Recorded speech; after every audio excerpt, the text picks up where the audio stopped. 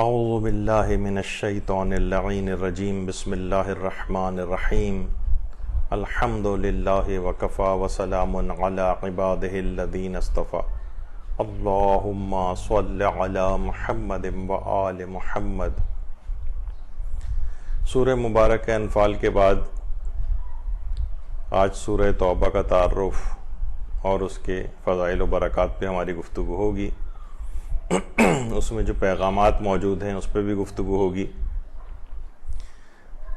دیکھیے، یہ جو سورہ ہے سورہ توبہ، یہ 10ویں اور 11ویں پارے میں موجود ہے، اور یہ سورہ مدنی سورہ ہے، بلکہ یہ بات بھی کہی جاتی ہے کہ مدینے میں رسول اللہ پر نازل ہونے والا یہ سب سے آخری مدنی سورہ ہے۔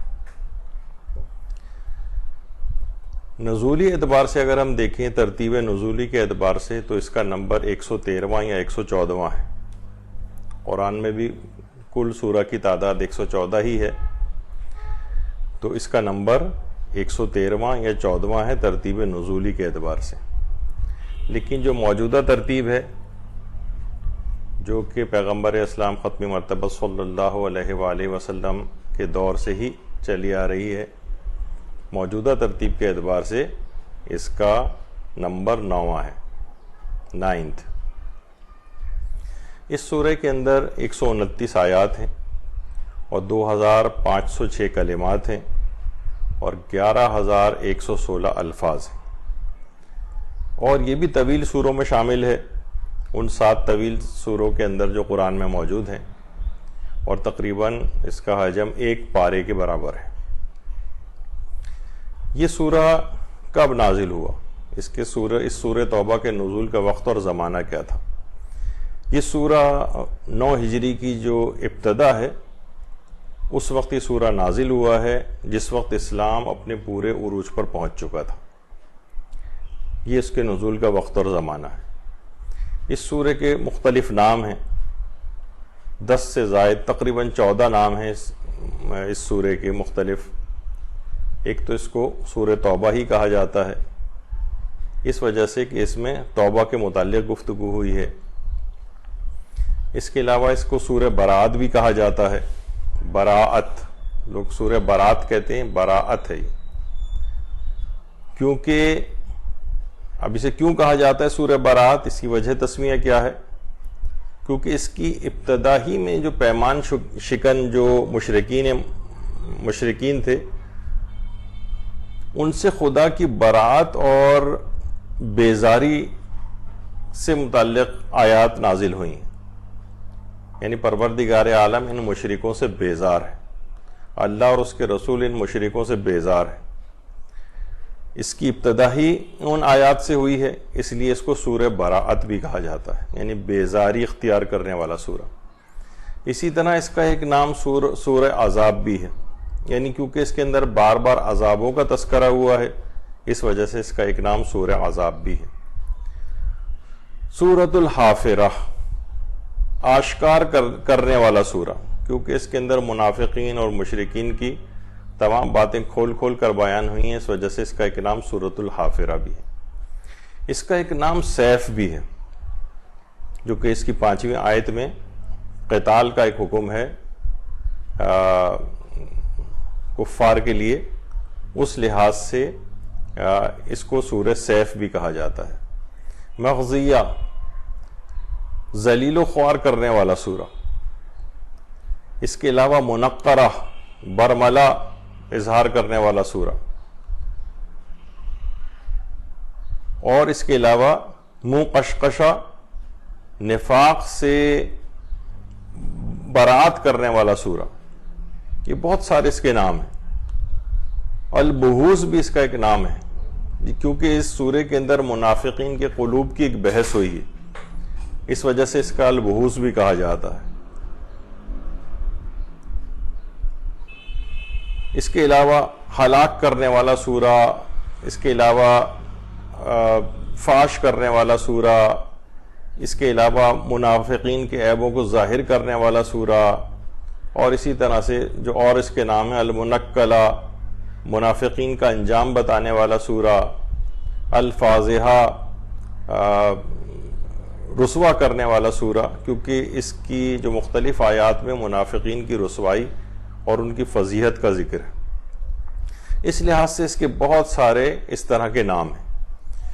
سورہ توبہ کی خصوصیت یہ ہے کہ اس کی تبلیغ کے لیے خاص طور پر حضرت امیر المومنین علیہ الصلوۃ والسلام اللہم صلی علی محمد وآل محمد، ان کا انتخاب کیا تھا پیغمبر اکرم ختم مرتبہ صلی اللہ علیہ وآلہ وسلم نے، اور اس کی کچھ آیات کی تبلیغ کے لیے پیغمبر اکرم نے مولا کائنات کو بھیجا تھا۔ پہلے ذمہ داری حضرت ابوبکر کو دی گئی تھی، بعد میں انہیں واپس بلوا کر حضرت امیر کو یہ ذمہ داری سونپی گئی،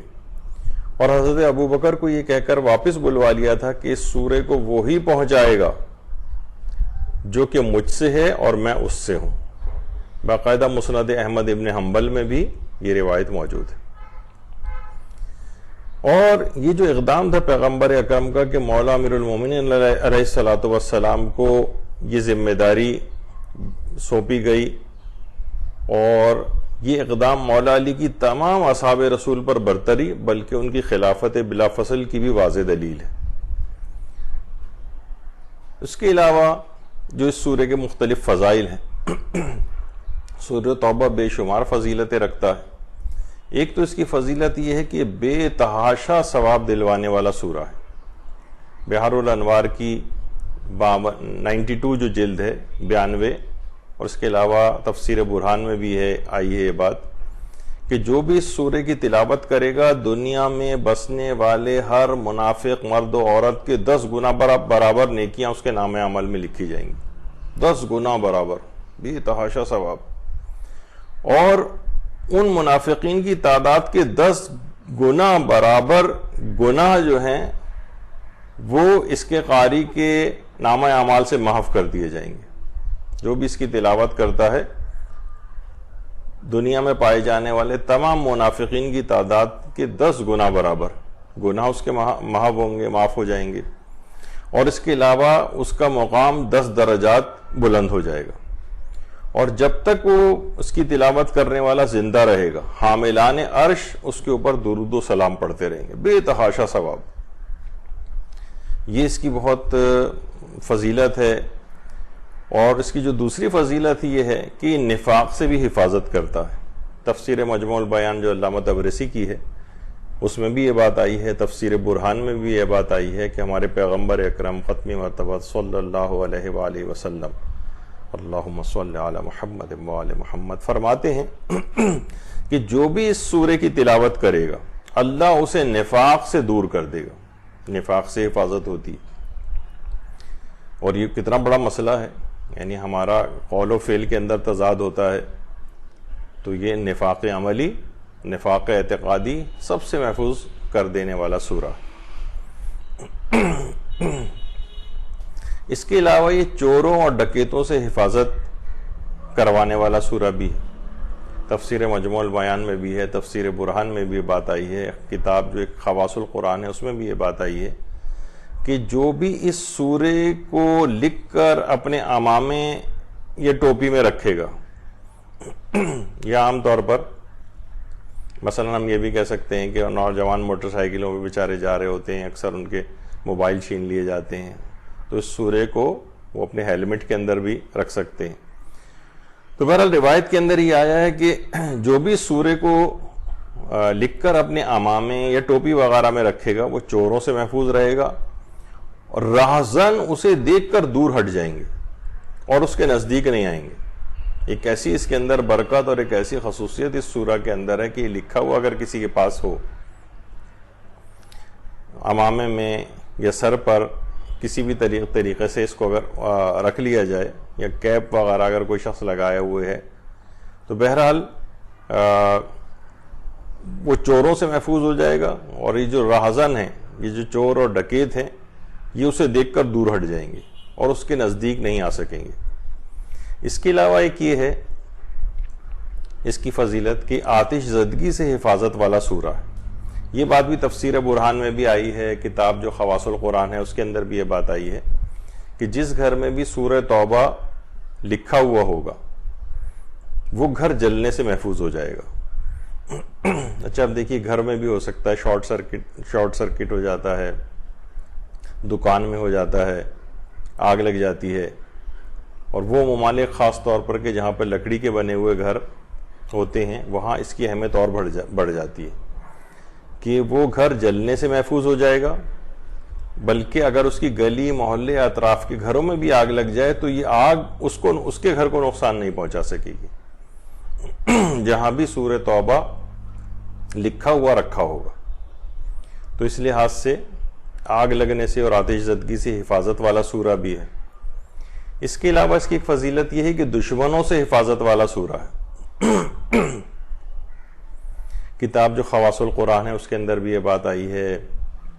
تفسیر برہان میں بھی آئی ہے کہ ہمارے چھٹے امام جعفر صادق علیہ الصلوۃ والسلام وہ یہ فرماتے ہیں کہ جو بھی اس سورے کو لکھ کر یعنی سورہ توبہ کو لکھ کر اپنے پاس رکھے وہ دشمنوں کی شر سے بھی محفوظ ہوگا۔ ابھی تو آپ نے دیکھا تھا کہ چوروں ڈکیتوں رازنوں کی شر سے محفوظ ہوگا، اس کے علاوہ بھی جو چور ڈکیت نہیں ہوتے لیکن ہماری دشمنی پر کمر بستہ ہوتے ہیں یہ ان سے بھی حفاظت کرواتا ہے۔ اور روایت میں امام فرماتے ہیں کہ ایک تو دشمنوں کی شر سے وہ محفوظ رہے گا اگر کسی کے پاس یہ لکھا ہوا ہوگا سورہ، اور انشاءاللہ اس کی تمام حاجات بھی پوری ہوں گی۔ یعنی اس سورے کو لکھے ہوئے اگر اپنے پاس لکھ کر اپنے پاس رکھا جائے اس کے بعد جو دعا بھی مانگی جائے وہ دعا بھی ضرور قبول ہو جاتی ہے۔ پھر یہ سورہ پیغمبر اکرم صلی اللہ علیہ وآلہ وسلم کا بہت سفارش شدہ سورہ ہے، پیغمبر نے اس کی بہت سفارش فرمائی ہے۔ تفسیر جامع میں بھی ہے، کتاب جو خواص الآیات ہے اس میں بھی بات آئی ہے کہ پیغمبر اکرم صلی اللہ علیہ وآلہ وسلم یہ بات ارشاد فرماتے ہیں کہ سورہ براءت اور سورہ توحید یعنی یہ قل هو اللہ احد یہ مجھ پر 70,000 ملائکہ کے ساتھ نازل ہوئے ہیں، یعنی پورے پروٹوکول کے ساتھ یہ دو سورہ براءت یعنی سورہ توبہ اور سورہ توحید 70,000 ملائکہ کے ساتھ مجھ پر نازل ہوئے ہیں، اور میں ان دونوں سورتوں میں سے ہر ایک کی اہمیت کے بارے میں وصیت کرتا ہوں۔ یعنی پیغمبر اکرم نے ان دونوں سوروں میں سے ہر سورے کی اہمیت کے بارے میں ایک الگ وصیت فرمائی۔ تو بہرحال پیغمبر اکرم کا یہ سفارش شدہ سورہ ہے، بہت اس کی تاکید فرمائی ہے انہوں نے۔ اس کے علاوہ ایک اس کی فضیلت یہ ہے کہ سورہ توبہ کا جو تلاوت کرنے والا یہ حضرت امیر المومنین علیہ الصلوۃ والسلام کا سچا شیعہ شمار ہوگا۔ روایت میں یہ بات آئی ہے کہ ایک مہینے میں ایک بار سورہ انفال اور سورہ توبہ، یہ والی روایت ہم نے پچھلی دفعہ سورہ انفال کے سلسلے میں بھی ذکر کی تھی کہ سورہ انفال اور سورہ توبہ کی جو بھی ایک مہینے میں ایک دفعہ تلاوت کرے گا اس میں ایک تو نفاق داخل نہیں ہوگا اور وہ حضرت امیر المومنین علیہ السلام کے سچے شیعوں میں شمار ہوگا۔ یہ اس کی بڑی اہمیت ہے۔ ایک بات جو پچھلی دفعہ بھی آ گئی تھی، ویسے سورہ انفال میں بھی ہم نے ضمناً ذکر کی تھی کہ سورہ توبہ سے پہلے بسم اللہ کیوں نہیں، جسے بسملہ بھی کہا جاتا ہے، کیوں نہیں؟ اور اسی وجہ سے یہ تھا کہ سورہ انفال کے بعد کیونکہ بسم اللہ نہیں تھی سورہ توبہ کے آغاز میں، تو اس لحاظ سے بہت کچھ افراد ایسے بھی ہیں کہ جو اس کو ایک ہی سورہ شمار کرتے ہیں۔ بہرحال اس کی وجہ یہ ہے کہ بسم اللہ الرحمن الرحیم جو ہے یہ سلامتی اور رحمت کے لیے ہوتا ہے، امن کے لیے، سلامتی کے لیے، رحمت کے لیے، جبکہ اس سورہ میں مشرکین سے امن کو سلب کرنے کا بیان ہے، اس لیے اس کے شروع میں بسم اللہ نہیں ہے۔ اور ایک بات اور دماغ میں اس لحاظ سے رہنی چاہیے جس کو ہم پچھلی دفعہ تو ذکر کر چکے ہیں کہ اگر کوئی شخص بالکل سورہ توبہ کو آغاز سے پڑھنا چاہے تو بسم اللہ الرحمن الرحیم نہ پڑھنے کا حکم ہے، لیکن اگر کوئی شخص پڑھ کے آگے بڑھ گیا ہو اور پھر کسی وجہ سے اس نے رک گئی ہو اس سورہ کی تلاوت، پھر دوبارہ شروع کرنا چاہتا ہو یا درمیان سے ہی کہیں اس سورہ کو پڑھنا چاہتا ہو تو وہ پھر برکت کی نیت سے بسم اللہ الرحمن الرحیم پڑھ سکتا ہے۔ یعنی جو بسم اللہ کو نہ پڑھنے کا حکم ہے وہ اس وقت ہے کہ جب بالکل ابتدا سے اس سورہ کی تلاوت کرنا مقصود ہو، لیکن درمیان سے کہیں پہ بھی اگر پڑھنا ہے، ایک ٹوٹا ہوا سلسلہ دوبارہ جوڑنا ہے اور پھر جو ہے وہ سورہ توبہ کو پڑھنا ہے درمیان سے کسی جگہ سے، تو پھر بسم اللہ کو پڑھنے کی ممانعت نہیں۔ سورہ توبہ کے مضامین کیا کیا ہیں؟ دیکھیے، سورہ میں مشرکین اور منافقین سے رابطہ منقطع کرنے کا ایک قطعی اور فیصلہ کن حکم الہی موجود ہے، بالکل فیصلہ کن. لیکن اس کے باوجود توبہ کا دروازہ ان کے لیے کھلا رکھا گیا. اس سورے میں بھی مومنین کو یہ حکم دیا گیا ہے کہ اگر کوئی رشتہ دار مشرک ہو تو اس سے چشم پوشی کرو، اور رسول اللہ کو حکم دیا گیا کہ ان کے لیے طلب مغفرت نہ کریں، یعنی اس سے چشم پوشی کریں. اگر کوئی مشرک رشتہ دار بھی ہے، توبہ کا بہرحال ایک دروازہ ان کے لیے کھلا رکھا گیا. لیکن ویسے جو مشرکین اور منافقین سے رابطے منقطع کرنے اور قطعی اور فیصلہ کن حکم الہی اس سلسلے میں آ گیا، لیکن اس کے باوجود بھی توبہ کا دروازہ ان کے لیے بند نہیں ہوا. تو بہرحال، اور حضرت ابراہیم کو بھی جب یہ احساس ہو گیا تھا کہ جو ان کے چچا تھے آزر، جب وہ قابل ہدایت نہیں رہے تھے اور مایوس ہو گئے تھے ان سے، تو پھر ان سے اظہار برات کیا تھا. اور تقریباً ایسا ہی منافقین کی جو مسجد زرار کا جو تذکرہ، وہ بھی اس سورے کے اندر اشارہ ہوا، جس کا کچھ تذکرہ شاید آگے آئے. دیکھیے، ایک تو بات یہ ہے کہ تلاوت سورہ توبہ کا بہت تاکیدی استحباب ہے، بہت تاکیدی، یعنی ہر مہینے میں ایک بار کم سے کم اس کی تلاوت کرنا. بعض علماء نے، جیسے پچھلی بار بھی ہم نے ذکر کیا تھا کہ صاحب جواہر نے جواہر الکلام کے اندر استحباب بیان کیا، یعنی یہ ان دو سوروں کا کہ ہر مہینے میں کم سے کم ایک مرتبہ ضرور پڑھے جائیں. ایک تو ہم نے سورہ انفال میں بھی سورہ انفال کے متعلق ذکر کیا تھا، ان کا یہ استحباب جو کہ صاحب جواہر نے نقل کیا ہے، اور اسی طرح سے سورہ توبہ کے لیے بھی یہی استحباب ہے، یعنی کم سے کم ہر مہینے میں ایک دفعہ اس کی تلاوت کی جائے. اس کی فضیلتوں کے اعتبار سے اگر ہم دیکھیں تو اس میں ایک اور بھی روایت آتی ہے کہ اس کو تلاوت کرنے والا حضرت امیر المومنین علیہ الصلوۃ والسلام کی ہمراہی میں ضیافت کھائے گا. تفسیر عیاشی میں بھی یہ بات آئی ہے کہ اس کی تلاوت کرنے والا حضرت امیر کے ساتھ دسترخوان پر جنتی کھانوں کو تناول کرنے کی سعادت حاصل کرے گا، جب تک کہ لوگ حساب و کتاب سے فارغ ہوں. بہت بڑی، یعنی حضرت امیر المومنین علیہ السلام کے ساتھ، ان کے ساتھ دسترخوان پر جنتی طعام کی دعوت ایسے شخص کو کہ جو کہ سورہ توبہ کی تلاوت کرتا ہے. کتنا عظیم الشان ثواب اور کیا دن وہ ہوگا کہ جب یہ سعادت اس کو پڑھنے والے کو حاصل ہوگی. اسی طرح سے اس کے فضائل میں ایک چیز اور نقل کی جاتی ہے کہ نقصان پہنچانے والے درندوں اور جانوروں سے بھی حفاظت ہوتی. اصول کافی میں بھی یہ بات آئی ہے کہ اس کی جو دو آیات ہیں 128 اور 129، یہ دو آیات ہیں اس کی، ان کی تلاوت کرنے سے درندوں کے شر سے حفاظت ہوتی ہے، جانوروں کے شر سے حفاظت ہوتی ہے. جانوروں میں یہ بھی آ جاتے ہیں جو آنکھوں سے نظر نہیں آتے، مختلف جراثیم، جس میں آج کل کووڈ بڑا سر فہرست ہے. تو سورہ توبہ کی یہ دو آیات، یہ جنگلی درندوں اور نقصان پہنچانے والے اس طرح کے جو بھی جراثیم ہیں، انشاءاللہ ان سے بھی حفاظت ہوگی. جو بھی 128 اور 129 آیات ان جراثیم اور ان جانوروں اور درندوں سے جو نقصان پہنچاتے ہیں، ان سے بچنے کی حفاظت کی نیت سے پڑھیں. اچھا، اسی طرح سے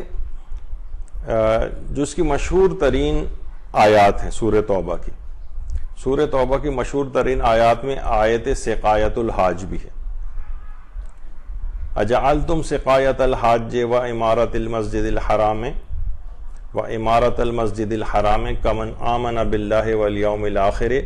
وجاہد فی سبیل اللہ لا یستوون عند اللہ واللہ لا یہدی القوم الظالمین. آیت کا ترجمہ یہ ہے کہ کیا تم نے حاجیوں کو پانی پلانے اور مسجد الحرام کو آباد رکھنے کو اس شخص کے کام کے برابر قرار دے دیا ہے جو اللہ اور قیامت کے دن پر ایمان لایا ہے اور اللہ کی راہ میں اس نے جہاد کیا ہے؟ یہ دونوں تو اللہ کے نزدیک برابر نہیں ہو سکتے، اور اللہ ظالموں کو منزل مقصود تک نہیں پہنچاتا یا ان کو ہدایت نہیں دیتا. تو یہ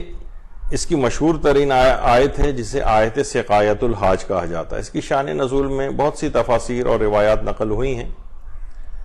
کہ ایک شخص شیبہ تھا اور اس کی بات چیت ہوئی تھی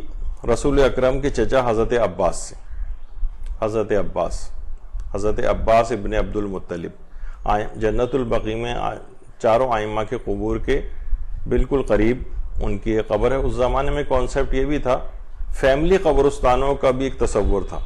یعنی رشتہ دار سب ایک ہی جگہ کے اوپر دفن ہوتے تھے، اور آج بھی یہ استحباب موجود ہے کہ اگر ممکن ہو تو یعنی کسی بھی شخص کو اس کے رشتہ داروں کے قریب دفن کیا جائے۔ تو بہرحال جو پیغمبر اکرم کے چچا تھے حضرت عباس ابن عبد المطلب، یہ ان کی قبر ہے جنت البقیع میں۔ ان کی بحث ہو گئی ایک شخص شیبہ سے۔ اچھا، شیبہ جو ہے کعبے کا کلید بردار تھا، کلید بردار یعنی جس کے پاس خانہ کعبہ کی چابی ہوتی تھی،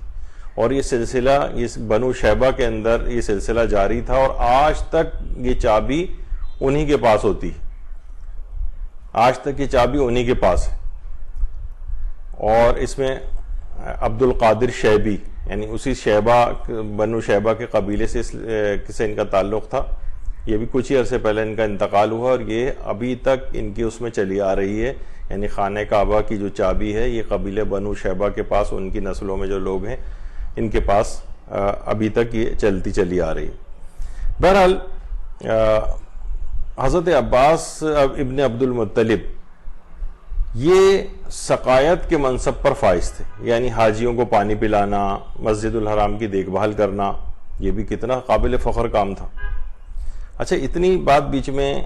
جو ہے کیونکہ یہ آ رہی ہے کہ حاجیوں کو پانی پلانے کے اعتبار سے، تو اس میں ایک شخصیت کا نام اور لیا جاتا ہے جو کہ ہارون رشید عباسی کی مومنہ بیوی تھی، جس کا نام تھا زبیدہ خاتون۔ کس قدر یہ خاتون عظمت کی حامل تھیں، کس قدر نیکیاں کرنے کی شوقین تھیں، کئی سو ایسی کنیزیں انہوں نے رکھی ہوئی تھیں کہ جن کا کام یہ تھا کہ صبح سویرے وہ بآواز بلند تلاوت قرآن کریں۔ کئی سو کنیز حافظہ قرآن رکھی ہوئی تھی انہوں نے۔ اس کے علاوہ بے شمار کام تھے جس کے اندر سے جو نیک کام انہوں نے کیے تھے، ان میں ایک ہے نہر زبیدہ۔ مینا سے، کیونکہ حاجیوں جس زمانے میں یہ حج پر بھی وہاں پر گئی تھیں تو بہت شدید حاجیوں کے لیے پانی کی قلت تھی، انہوں نے آ کر ایک پورا ایک نہری نظام اس کے بعد تاکہ مکے کے حاجیوں تک پانی کو پہنچایا جا سکے۔ مینا میں تو کنویں ہی کنویں ہیں اور پانی وہاں بہت زیادہ ہے، تو وہاں سے ایک نہری سسٹم پورا انہوں نے اس لحاظ سے قائم کیا،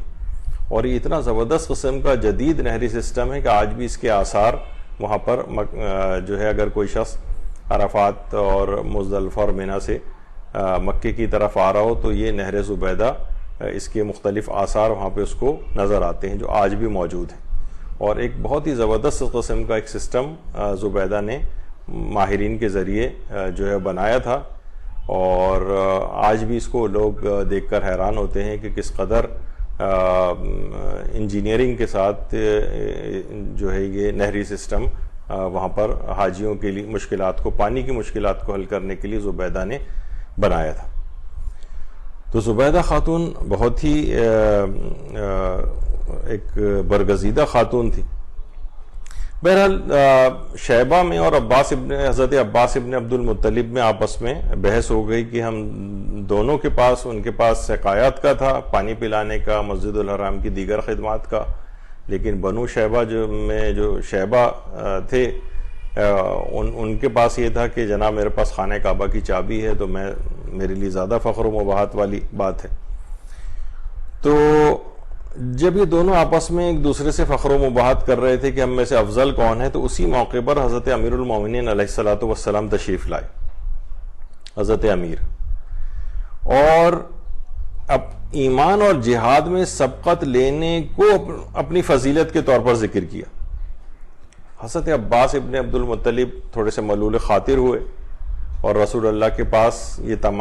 جا کر تمام ماجرا بیان کیا۔ اچھا، اس وقت حضرت امیر المومنین علیہ السلام بھی وہاں پر تشریف فرما ہو گئے، تو اسی وقت یہ والی آیت نازل ہوئی اور ایمان اور جہاد میں سبقت رکھنے والوں کو برتر اور افضل قرار دیا گیا کہ کیا تم نے خانہ کعبہ میں حاجیوں کو پانی پلانے و عمارت المسجد الحرام اور اس کا انتظام سنبھالنے کو اس شخص کے عمل کے برابر قرار دے دیا جو اللہ اور اس کے رسول پر ایمان لائے اور جس نے جہاد کیا ہے اللہ کی راہ میں. لا یستوون عند اللہ, اللہ کے نزدیک تو یہ لوگ برابر نہیں ہو سکتے. تو اس میں واضح طور پر حضرت امیر المومنین علیہ السلام کی برتری اور فضیلت, ان کی جو ایمان اور جہاد میں سبقت والی بات تھی اس میں ان کو برتری اور فضیلت, اس کا اظہار اس آیت میں ہوا. تو یہ آیت سقایت الحاج ہے. شواہد التنزیل, تفسیر شواہد التنزیل علامہ حسکانی کی جو ہے اہل سنت کے, اس میں بھی یہ پورا واقعہ موجود ہے. تو ایک تو یہ آیت ہو گئی اس کی آیت سقایت الحاج جو مشہور ترین آیات میں سے ہے, اور دوسری اس کی ہے جسے کہا جاتا ہے آیت لا تحزن. لا تحزن اذ ہما فی الغار اذ یقول لصاحبہ لا تحزن ان اللہ معنا فانزل اللہ سکینتہ علیہ وایدہ بجنود لم تروها. آیت لا تحزن. اور اگر تم ان رسول کی نصرت نہیں کرو گے تو نہ کرو. اللہ نے ان کی اس وقت نصرت کی جب کافروں نے ان کو وطن سے نکال دیا تھا, یعنی ہجرت والی بات ذکر ہو رہی. اور آپ دو میں سے دوسرے تھے. رسول اللہ کو پروردگار عالم مخاطب کر کے کہہ رہا ہے کہ آپ دو میں سے دوسرے تھے جب دونوں غار میں تھے. اس وقت اپنے ساتھی سے آپ کہہ رہے تھے کہ غمگین نہ ہو, یقیناً اللہ ہمارے ساتھ ہے. لا تحزن ان اللہ معنا. سو اللہ نے ان پر, رسول اللہ پر اپنی تسکین نازل کی اور ان کی ایسے لشکروں سے مدد کی جن کو تم نے نہیں دیکھا. اور اللہ نے کافروں کے بول کو نیچا کر دیا, اور اللہ کا بول ہی بالا ہے, اور اللہ زبردست ہے اور بڑی حکمت والا ہے. تو یہ آیت لا تحزن ہے. آیت لا تحزن. دیکھیے آیت اس وقت نازل ہوئی کہ جب پیغمبر اکرم کی مکے سے مدینے جو ہجرت کر رہے تھے پیغمبر, یعنی جب رسول اکرم کو صلی اللہ علیہ وآلہ وسلم کو اپنے قتل کی سازش کا پتہ چلا تو آپ مکے سے نکل گئے, اور راستے میں حضرت ابوبکر کا گھر پڑتا تھا. ان کا گھر راستے میں ہی تھا. تو اچھا, پیغمبر اکرم نے کچھ اس انداز سے مکے سے مدینے ہجرت کی تھی کہ سیدھے مکے کا رخ, مدینے کا رخ نہیں کیا تھا, بلکہ مختلف غیر معروف راستوں سے ہوتے ہوئے پیغمبر مدینے پہنچے. بہت غیر معروف راستے. اور اس کے بعد پیغمبر اکرم راستے ہی میں غار ثور میں پیغمبر نے 3 دن تک قیام کیا. مکے سے 3 کلومیٹر دور ہے غار ثور, اور اس موقع پر رسول اکرم کے ساتھ حضرت ابوبکر کو بھی پیغمبر نے ہمراہ اپنے لے لیا تھا. اسی وجہ سے اس کی بہت ساری حکمتیں ہیں کہ پیغمبر اکرم نے, یعنی بہرحال حضرت ابوبکر ساتھ ہو لیے تھے ان کے, اور پھر پیغمبر نے ان کو وہاں پر چھوڑنا مناسب نہیں سمجھا یا ان کو روکا نہیں کہ تم یہیں پر رکو, بلکہ بعض مصلحتوں کی وجہ سے اپنے ساتھ ہی لے لیا. اور پیغمبر اکرم جب غار ثور تشریف لائے, ابھی بھی غار ثور مسلمان کتنی مشکلات کے ساتھ یہاں پر پہنچتے ہیں غار ثور, اور وہ مشکل ایک آدمی کے کھڑے ہونے کی وہاں پر جگہ ہے. اب ہو سکتا ہے اس کے بعد اتنے دفعہ لوگ وہاں گئے ہیں کہ اس میں تھوڑی سی گنجائش شاید اور پیدا ہو گئی ہے. بہرحال جیسے ہی پیغمبر اکرم اس غار کے اندر تشریف لے گئے تو اسی وقت مکڑی نے ایک بہت ہی دبیس قسم کا جالا وہاں پر تان دیا, اور جنگلی کبوتری نے انڈے دے دیے. اچھا, مشرکین وہ کھوجیوں کے ہمراہ غار کے بالکل دہانے تک پہنچ گئے تھے, اور پاؤں کے جو نشانات تھے وہ دیکھتے دیکھتے وہ کھوجی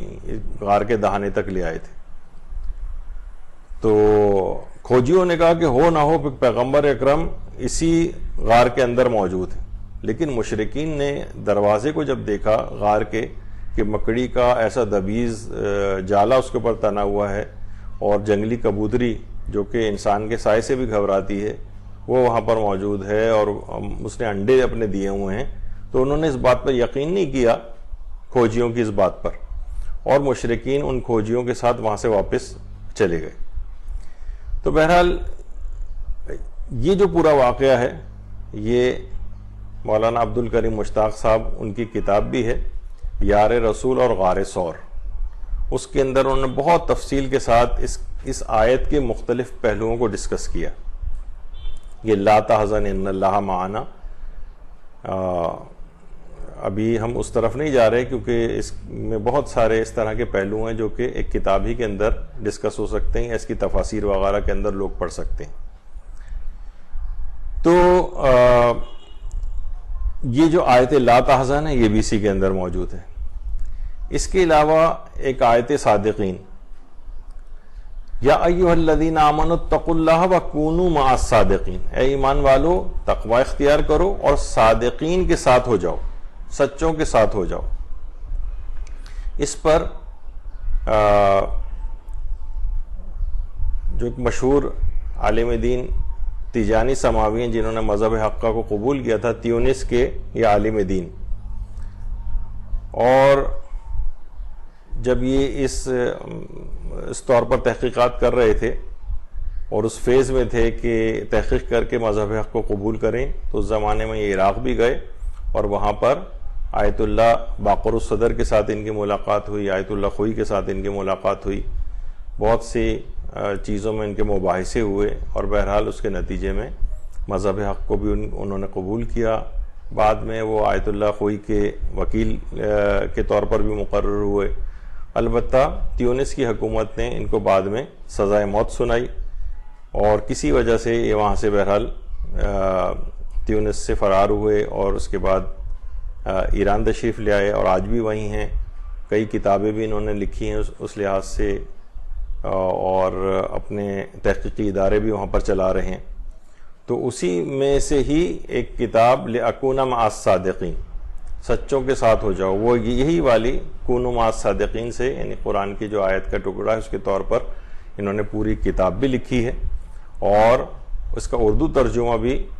یہ تو نہیں پھر میں ہدایت پا گیا، بلکہ ایک اور ہے یعنی ہو جاؤ سچوں کے ساتھ. یہ تو سب سے پہلی کتاب تھی پھر میں ہدایت پا گیا، لیکن اس کے بعد ہو جاؤ سچوں کے ساتھ اس نام سے بھی اس کا اردو ترجمہ ہوا ہے.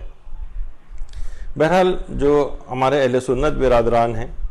ان کے علماء اور مفسرین اس آیت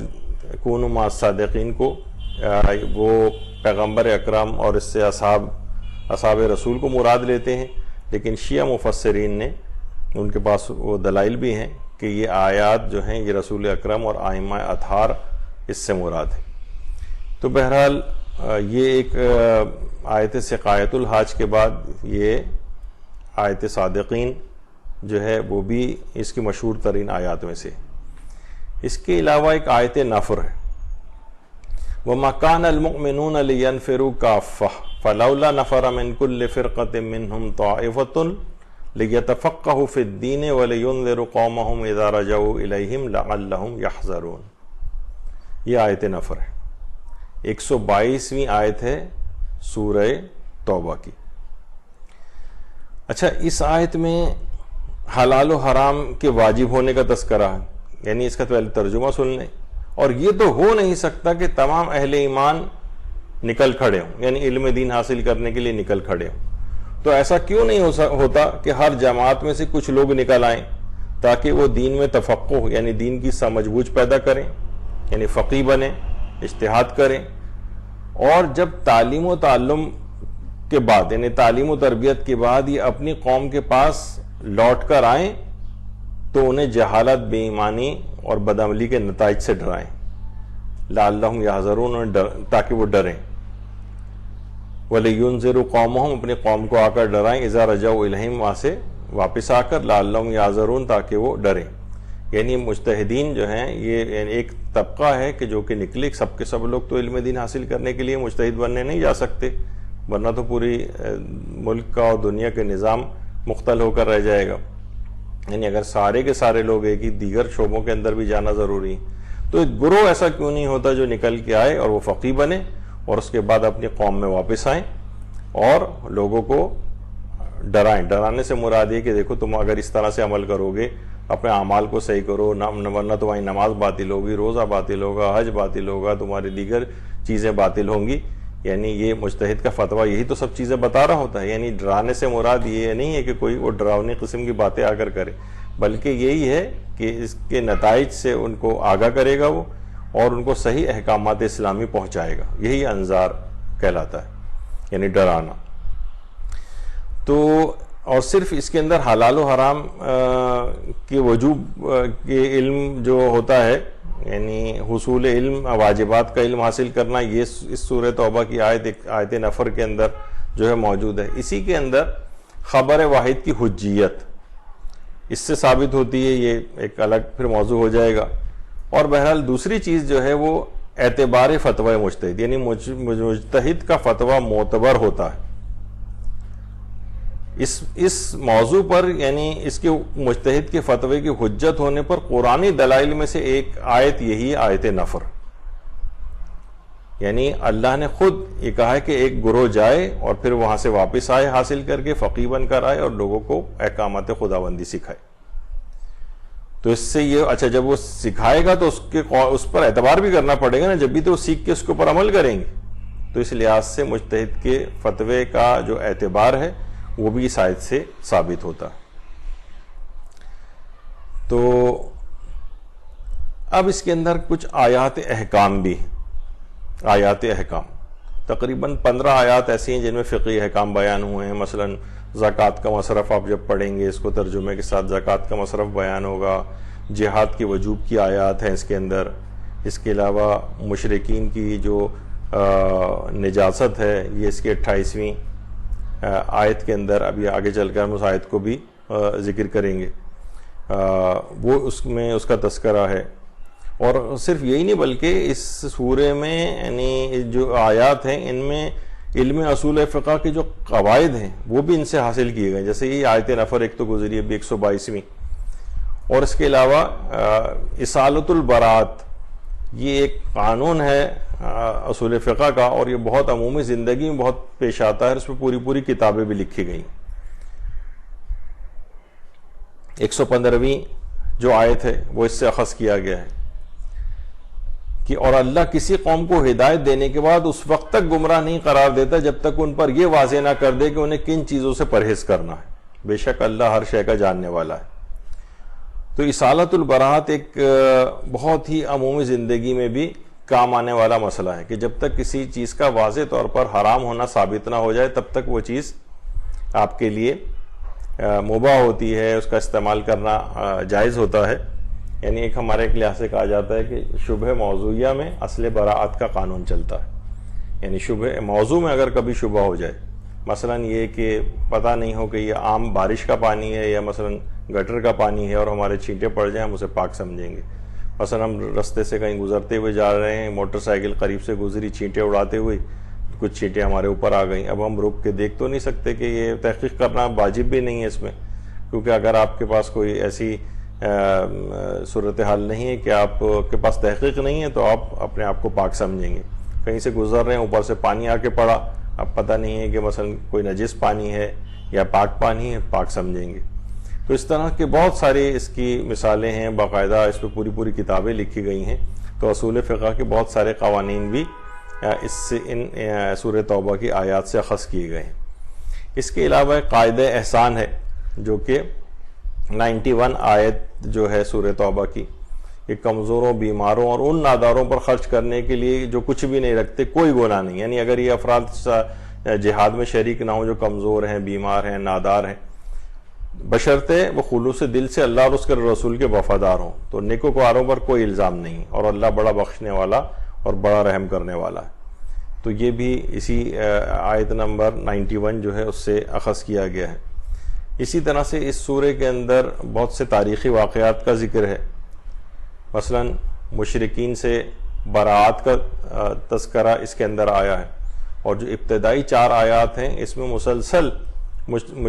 جو مشرکین ہیں ان سے براعت کا تذکرہ آیا ہے کہ اللہ اور اس کے رسول کی طرف سے تمام لوگوں کو حج اکبر والے دن اعلان عام ہے کہ اللہ اور اس کا رسول مشرکین سے بری اور بیزار ہے. حج اکبر، اچھا دیکھیے عام طور پر عام مسلمانوں کے دماغوں کے اندر یہ چیز ہے، رائج ہے، ہمارے فقہ جعفری میں تو نہیں ہے ایسا. یعنی حج اکبر کہتے ہیں کہ وہ حج کے جو کہ جمعے کے دن عرفات، جن کا عرفہ جو ہے وہ جمعے کے دن پڑے، اسے کہتے ہیں حج اکبر ہے. جبکہ ہمارے ہاں روایت میں یہ بات آئی ہے کہ عمرہ حج اصغر ہے اور ہر حج حج اکبر ہے. تو یہ جو آیت ہے کہ اور اللہ اور اس کے رسول کی طرف سے تمام لوگوں کو حج اکبر والے دن اعلان عام ہے کہ اللہ اور اس کا رسول مشرکین سے بری اور بیزار ہے، اللہ اور اس کا رسول۔ تو دیکھیے کافی عرصہ پہلے ایرانی حاجیوں نے، جو کہ سانح مکہ کے نام سے ایک واقعہ بہت مشہور ہے، کہ اس آیت پر عمل کرتے ہوئے کہ اللہ اور اس کا رسول مشرکوں سے بیزار ہیں، حج کے موقع پر ایک بہت ہی پرامن جلوس انہوں نے نکالا تھا ایرانی حاجیوں نے۔ لیکن بہرحال حکومت سعودی عرب نے ایک زبردست قسم کا پھر ان کے اوپر ایک کریک ڈاؤن کیا، جس کے نتیجے میں سینکڑوں حاجی جو ہیں وہ وہاں پر شہید ہو گئے تھے، اور آج بھی وہ جگہ وہاں پر مشخص کی جا سکتی ہے، مسجد الحرام سے کچھ فاصلے پر مسجد جس جگہ پہ ہے، اور اس سے تھوڑا سا آگے چلیں تو رائٹ سائڈ کے اوپر کار پارکنگ وغیرہ، اب مجھے یاد نہیں کہ وہ کار پارکنگ اب بھی موجود ہے، کئی منزلہ کار پارکنگ کا ایریا، اور جنت المعلا کا جو قبرستان ہے اس کے درمیان روڈ پہ ہی تقریباً یہ واقعہ وہاں پر پیش آیا تھا۔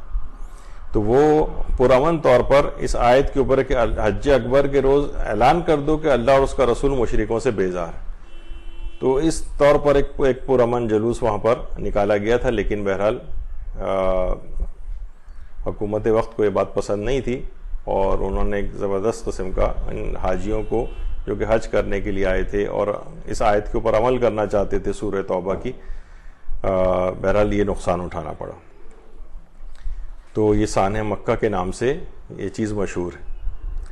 اچھا، اسی طریقے سے مسجد زرار کا جو واقعہ ہے وہ بھی اس کے اندر ذکر ہوا ہے کہ منافقین میں وہ لوگ بھی ہیں جنہوں نے اس غرض سے ایک مسجد بنائی تھی کہ نقصان پہنچائیں، کفر کریں اور مومنین میں تفرقہ ڈالیں، اور ان لوگوں کے لیے کمینگاہ بنائیں جو اس سے پہلے خدا اور رسول سے جنگ کر چکے ہیں۔ وہ ضرور قسمیں کھائیں گے کہ بھلائی کے سوا ہمارا کوئی اور مقصد نہیں ہے، اور اللہ گواہی دیتا ہے کہ یہ جھوٹے۔ تو مسجد زرار مسجد قباء کے قریب ہی اس کا ایریا تھا، اور بعد میں وہاں پر اسی جگہ پر کچھ ٹوائلٹ بھی بنائے گئے تھے۔ تو بہرحال مسجد زرار یہ نقصان پہنچانے والی مسجد، یعنی فقط چیزوں کو ویسے دھوکہ نہیں کھانا چاہیے، یعنی کہ بس مسجد ہے اب ہر صورت میں احترام کرنا ہے، فلاں شخصیت ہے اب چاہے کردار کیسے ہی کیوں نہ ہو اس کو ہر صورت میں احترام کرنا، یہ اسلام کا حکم نہیں، بلکہ ایسی مسجد کو ڈھا دینے کا حکم ہوا۔ مسجد زرار بنائی گئی تھی، لیکن پھر اس کے بعد اس کو ڈھا دیا گیا۔ تو مسجد زرار کا واقعہ 107 سے لے کر آیت نمبر 110 تک مسلسل سورہ توبہ کے اندر چلا ہے۔ اسی طرح سے جو اس کے مشہور واقعات ہیں ان میں ایک حضرت آزر جو کہ چچا تھے حضرت ابراہیم کے، ان کے لیے استغفار حضرت ابراہیم کا آیت نمبر 114 میں اس کا تذکرہ آیا ہے۔ اس کے علاوہ آیت جو ہیں اس کی 117 اور 118 میں 3 اصحاب تھے جنہوں نے جنگ تبوک میں جانے سے انکار کر دیا تھا۔ یہ اس کے کچھ تاریخی واقعات ہیں جن کی طرف میں اشارہ کرتے گزر رہا ہوں، لیکن جب آپ تفاسیر وغیرہ پڑھیں گے تو اس کے اندر ان چیزوں کی تفصیل آئے گی۔ تو دیکھیے سورہ توبہ اتنا اہم یہ سورہ ہے کہ اس کی جو تفاسیر ہیں اس کے اندر تو اس کی تفسیر موجود ہی ہے، تو کتابیں پوری لکھی گئی ہیں، لیکن الگ سے اس پر آیت اللہ جعفر سبحانی نے ایک مکمل کتاب تحریر فرمائی ہے، تقریباً 296 پیجز پر مشتمل ہے، در سرزمین تبوک۔ اس میں تفسیر سورہ توبہ جو ہے آیت اللہ جعفر سبحانی نے پوری اسی موضوع کے اوپر لکھی۔ اچھا، اس جو سورہ ہے یہ اس کے اندر بہت ساری دیکھیے اس طرح کی چیزیں اور بھی ہیں کہ جو کہ آیات کے جو کہ بڑی عمل کرنے کے اعتبار سے بہت اہم ہیں، یعنی ان کے اندر پیغامات ہیں۔ مثلا یہی اس کی آیت نمبر 24 جو ہے کہ قُلْ إِنْ كَانَ آبَاؤُكُمْ وَأَبْنَاؤُكُمْ وَإِخْوَانُكُمْ وَأَزْوَاجُكُمْ وَعَشِيرَتُكُمْ وَأَمْوَالٌ اقْتَرَفْتُمُوهَا وَتِجَارَةٌ تَخْشَوْنَ كَسَادَهَا وَمَسَاكِنُ تَرْضَوْنَهَا أَحَبَّ إِلَيْكُم مِّنَ اللَّهِ وَرَسُولِهِ وَجِهَادٍ فِي سَبِيلِهِ فَتَرَبَّصُوا حَتَّى يَأْتِيَ اللَّهُ بِأَمْرِهِ وَاللَّهُ لَا يَهْدِي الْقَوْمَ الْفَاسِقِينَ۔ یعنی پیغمبر آپ کہہ دیجیے کہ اگر تمہارے باپ دادا اولاد بھائی بیویاں تمہارا خاندان و قبیلہ اور وہ اموال جنہیں تم نے جمع کیا ہے اور وہ تجارت جن کے خسارہ ہونے کی طرف سے تم ہر وقت فکر مند رہتے ہو اور وہ مکانات جنہیں تم بہت پسند کرتے ہو، تمہاری نگاہ میں اگر یہ سب چیزیں اللہ اور اس کے رسول اور راہ خدا میں جہاد کرنے سے زیادہ محبوب ہیں تو اس بات کا انتظار کرو کہ امر خدا تم کو آ لے، اور اللہ فاسق قوم کی ہدایت نہیں کرتا۔ یعنی یہ تمام چیزیں ایسی ہیں کہ جو اللہ کے احکام، اللہ کی راہ کے اندر قدم آگے بڑھانا، یہ کبھی رکاوٹ نہیں ہونی چاہیے۔ ایسا نہ ہو کہ یہ باپ دادا اولاد بھائی بیویاں خاندان قبیلہ مال تجارت مکانات یہ اتنے تمہیں پسندیدہ ہو جائیں کہ اللہ ان کے مقابلے میں ایک سیکنڈری اور ایک ثانوی حیثیت اختیار کر لے۔ تو اس کے بہت سے پیغامات اس آیت کے اندر سے نکلتے ہیں، لیکن یہ بہت یعنی اتنے سارے تمام وہ رشتے بھی بتائے کہ کہیں اللہ کی راہ پہ عمل کرنے میں یہ تمام چیزیں کہیں راہ میں تمہارے حائل نہ ہو جائیں۔ ابھی مجھے اگر میں نے مثلا خمس نکال دیا تو میرے بزنس میں جو لاس ہو جائے گا، پھر میں کیپٹل کہاں سے لے کر آؤں گا، پیسوں کا مکان کا، اور کبھی خمس نکالنا ہوتا ہے، کبھی یہ جو رشتے ہیں مختلف چیزوں میں آ کر یہ رکاوٹ بن جاتے ہیں دین پر عمل کرنے میں۔ تو یہ کہا گیا ہے کہ کیا تمہاری نگاہ میں یہ اللہ اور اس کے رسول اور رائے خدا میں جہاد سے زیادہ محبوب ہیں یہ سب چیزیں؟ تو پھر اس بات کا انتظار کرو، یعنی عذاب خدا کا انتظار کرو پھر تم، یعنی ہر صورت میں اشد حبا للہ، یعنی اللہ کی محبت کو شدید رہنا چاہیے۔ تو بہرحال اس کے اندر بہت سے پیغامات ہیں، یہ انسان کو دیکھنا چاہیے۔ اسی طرح سے جو اس کی جو اور آیات ہیں، یا ایھا الذین آمنوا انما المشرکون نجس، اچھا یہ نجس نہیں ہے، یہ نجس ہے، جیم کے اوپر زبر ہے۔ تو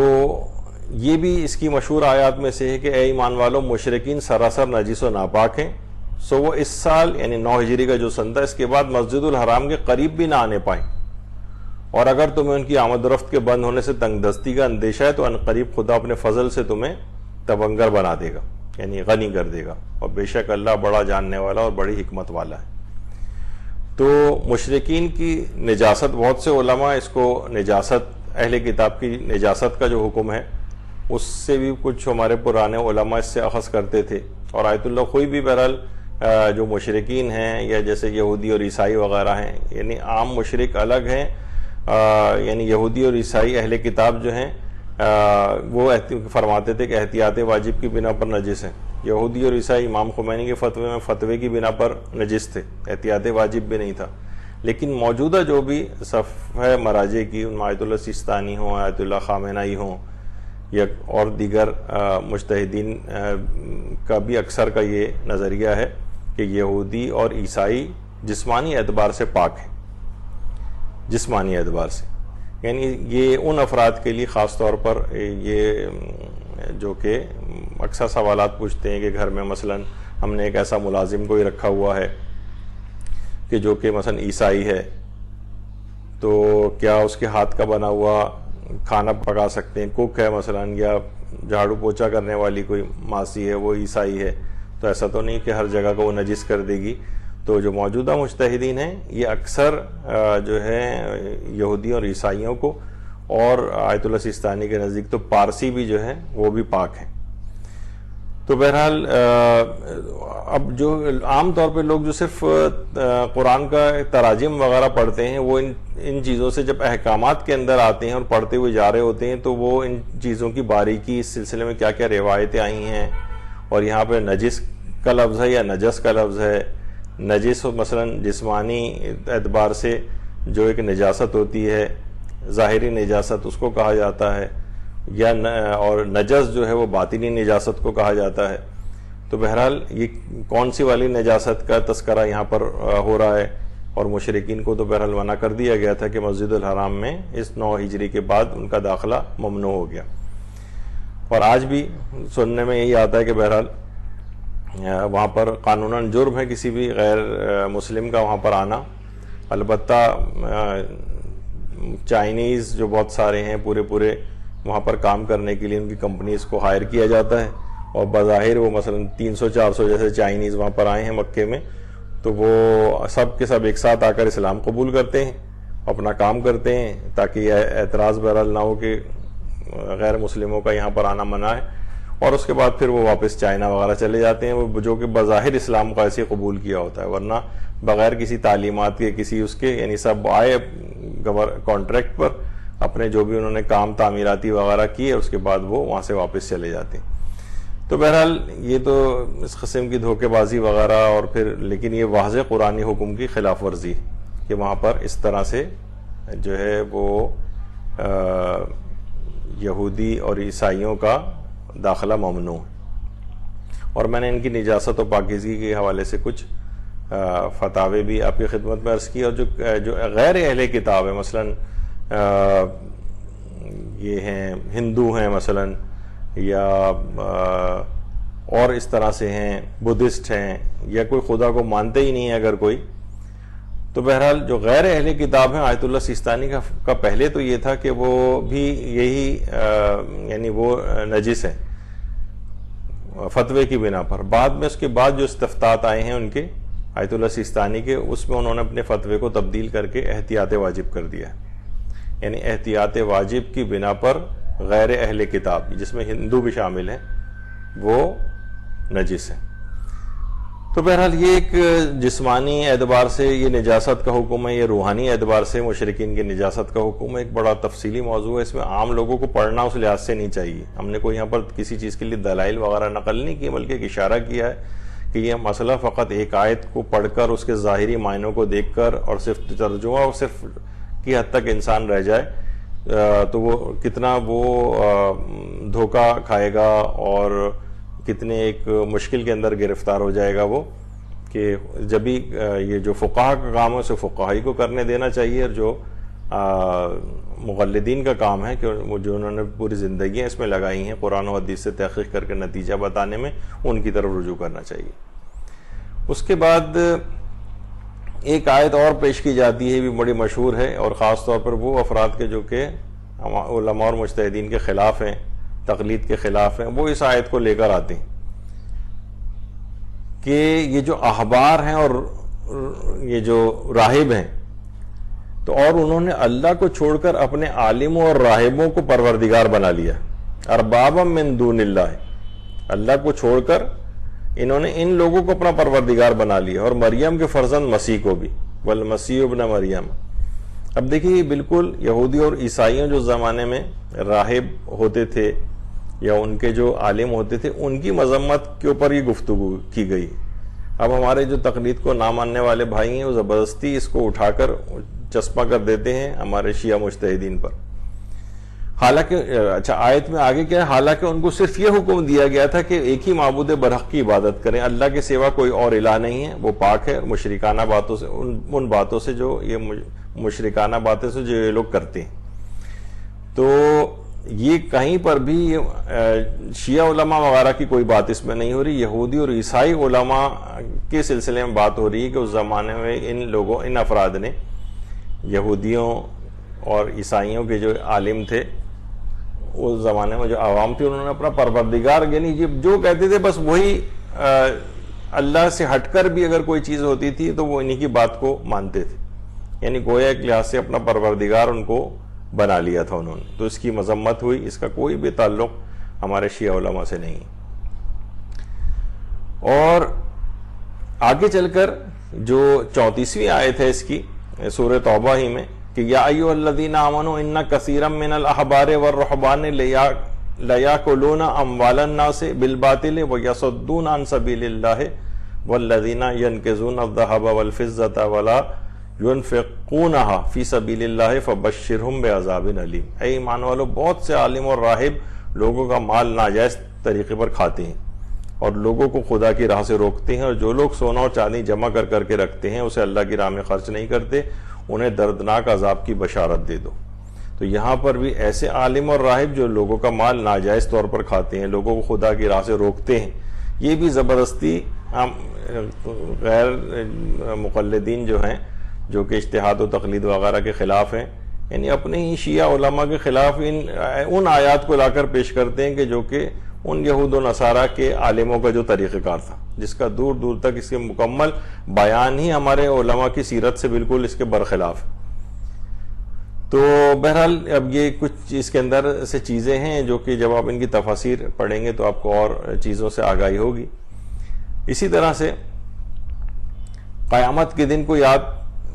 کروایا گیا ہے ایسے افراد کے لیے. واقعہ اس دن ہوگا کہ جب اس سونے چاندی کو دوزخ کی آگ میں تپایا جائے گا, پھر اس سے ان کی پیشانی, پہلوؤں اور پیشانیوں کو داغا جائے گا,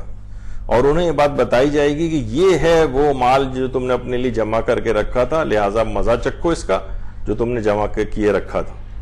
تو یہ ایسے افراد کے لیے بھی ہوگا جو اپنے اموال سے مالی واجبات نہیں نکالتے. دیکھیے مالی واجبات میں ایک حج بھی مالی واجب ہے. سوچتے ہیں کہ اتنے 4-5 لاکھ روپے لگ جائیں گے اس کے اندر, پیسے کو بچا کے رکھو, مثلا حج واجب ہو چکا ہے, یا مثلا خمس واجب ہو گیا ہے. اب یہ سب چیزیں جو انہوں نے اس طرح سے لوگ کوائنس وغیرہ لے کے رکھ لیتے ہیں سونے کے,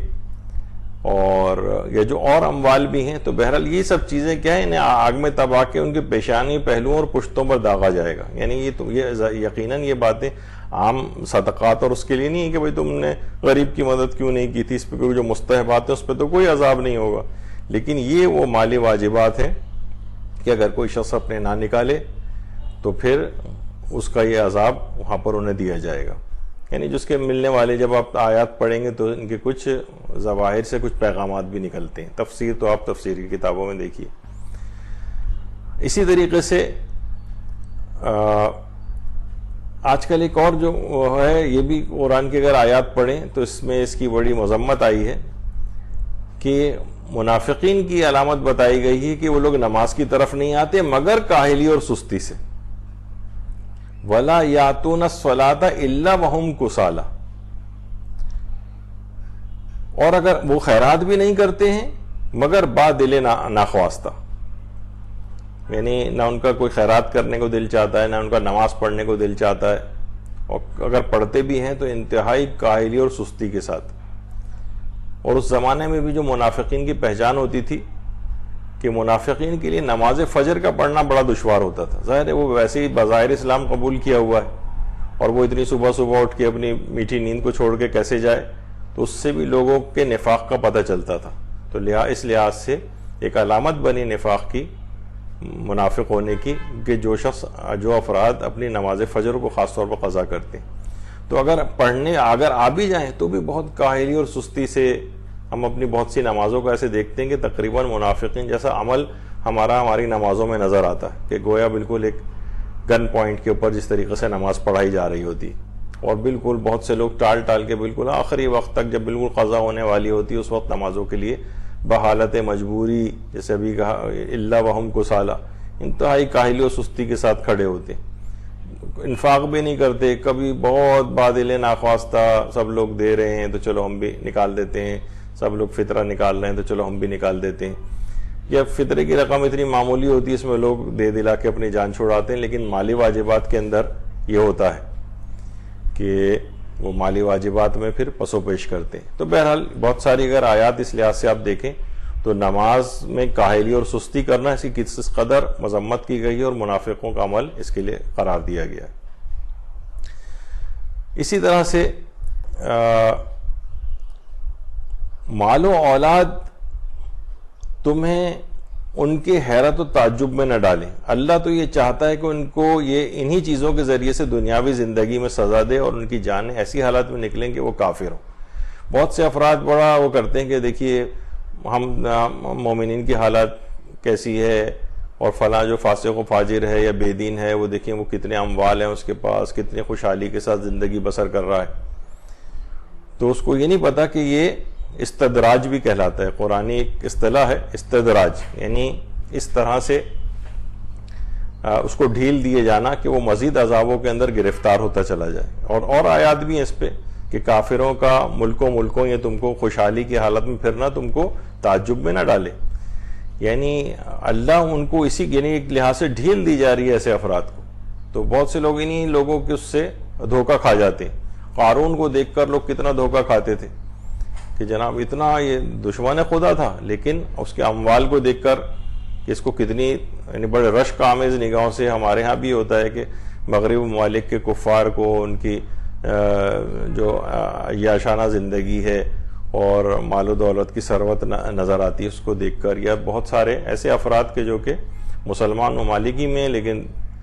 سیاست دان ہیں، بہت سارے اور افراد ہیں ایسے کہ جرائم کی فہرست بھی ان کی بڑی طویل ہوتی ہے لیکن بڑے بظاہر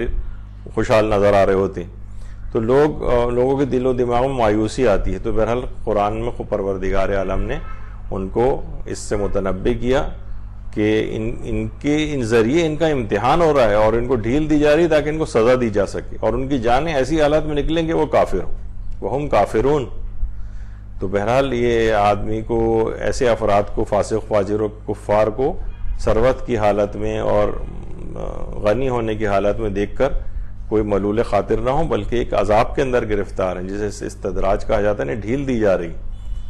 تو انسان کو چاہیے کہ بس پوری زندگی اپنی پروردگار کی اطاعت میں لگائے اور یہ دنیاوی چکا چوند سے جو دوسرے لوگوں کے پاس ہے اس سے اپنے آپ کو دھوکے میں نہ ڈالے۔ اس کے علاوہ ایک آیت اور بھی ہے جو اس کی 59 آیت ہے، اور کیا اچھا ہوتا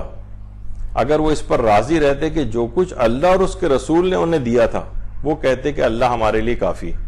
وہ عنقریب ہمیں اپنے فضل و کرم سے عطا فرمائے گا اور اس کا رسول بھی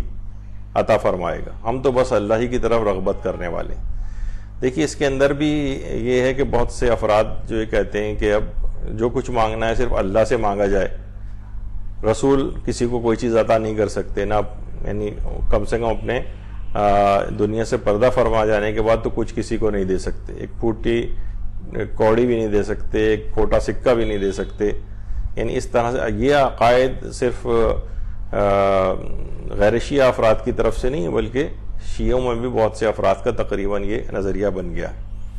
جبکہ اس کے اندر واضح طور پر ہے علماء جو کہ وہابیت کی رد میں جنہوں نے کتابیں لکھی ہیں ان کے افکار کی، اس میں بھی اس آیت کو وہ پیش کرتے ہیں کہ وہ عنقریب، یعنی اللہ پروردگار فرما رہے وہ عنقریب ہمیں اپنے فضل و کرم سے عطا فرمائے گا اور اس کا رسول بھی عطا کرے گا۔ سیؤتین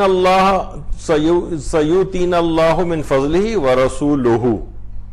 اللہ بھی اپنے فضل سے عطا کرے گا اور اس کا رسول بھی عطا کرے گا، یعنی پروردگار عالم نے کچھ اتھارٹیز اور کچھ اجازتیں اپنے رسول کو اور اپنے برگزیدہ بندوں کو، ائمہ اطہار کو بھی دی ہوئی ہیں، جسے ہمارے ہاں اس زبان میں ولایت تکوینی کہا جاتا ہے اصطلاح میں۔ یہ بھی کسی کو ابھی بھی عطا کر سکتے ہیں، یعنی ایسا نہیں کہ صرف اور صرف اللہ عطا کرتا ہے بلکہ اللہ کی اجازت اور اللہ کی عطا کردہ قدرت سے اور اللہ کے اذن سے یہ لوگ یہ بھی دوسروں کو دے سکتے ہیں۔ جب اگرچہ آیت دیکھا جائے تو آیت میں ایک بس کافی ہو جانا چاہیے تھا کہ اللہ انہیں اپنے فضل سے غنی کر دے گا، اللہ اپنے فضل سے انہیں عطا کرے گا، لیکن یہاں پہ کہا جا رہا ہے اللہ بھی عطا کرے گا اور اس کا رسول بھی عطا کرے گا۔ اس کا مطلب یہ ہے کہ پیغمبر اکرم کے پاس الگ سے ایسے اختیارات اللہ ہی نے دیے ہیں کہ وہ ثوابدیدی اختیارات ہیں، وہ کسی کو بھی چاہیں وہ عطا کر سکتے ہیں، اور یہ تو کچھ چاہتے بھی نہیں ہیں جب تک کہ خدا نہ چاہے، ان کا اپنا چاہنا اللہ کے چاہنے کے اندر ضم ہوا ہے، یہ اس کے علاوہ کچھ چاہتے بھی نہیں، ہر بات ان کا حکم خدا ہوتی، تو لہٰذا ان کی طرف سے بھی کوئی چیز ملے گویا وہ اللہ ہی کی طرف سے ملی، لیکن ان کے پاس الگ سے بھی اتھارٹی موجود ہوتی۔ تو یہ ایک آیت بڑی مشہور ہے جو اس سلسلے میں پیش کی جاتی ہے۔ اچھا اب اس میں کچھ زکوٰۃ کے متعلق بھی آیات آئی ہیں۔ انما الصدقات للفقراء والمساکین والعاملین علیہا والمؤلفۃ قلوبہم وفی الرقاب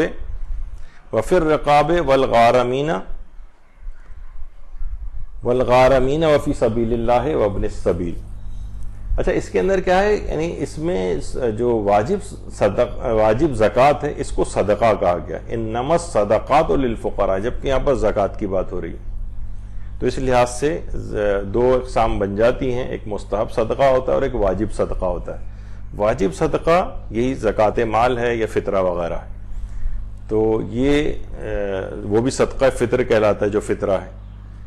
تو قرآن کے اندر جہاں پر بھی واجب زکوٰۃ کا تذکرہ آیا اس کو ہمیشہ لفظ صدقہ سے تعبیر کیا گیا ہے، اور اس کے علاوہ جتنا بھی زکوٰۃ کا عام طور پہ لفظ زکوٰۃ کے ساتھ آیا ہے اس سے مراد